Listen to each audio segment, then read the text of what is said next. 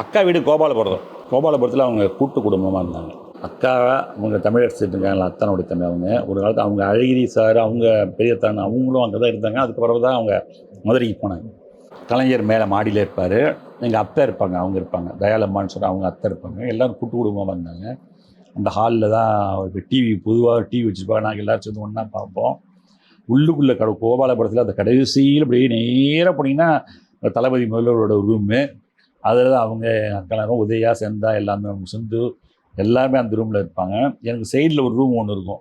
அந்த ரூமில் தான் நான் போய் படுத்துப்பேன். எங்கள் அக்காவுக்கு வந்து என்னன்னு கேட்டிங்கன்னா, கரெக்டாக வெள்ளிக்கிழமை ஆயிடுச்சுன்னா, சனி ஞாயிறு லீவு காலேஜுனாக்கா சனிக்கிழமை அங்கே வரணும்னு எதிர்பார்ப்பேன்.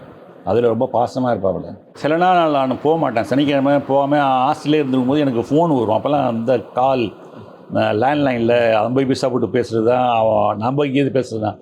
அவங்க வீட்டிலேருந்து லேண்ட்லேருந்து அந்த கால் எங்களுக்கு வரும். என் ஃப்ளோர்லேயே ரேர் பிளாக்கில் ஃபஸ்ட்டு ஃப்ளோர் 148 என்னுடைய ரூம் நம்பரு.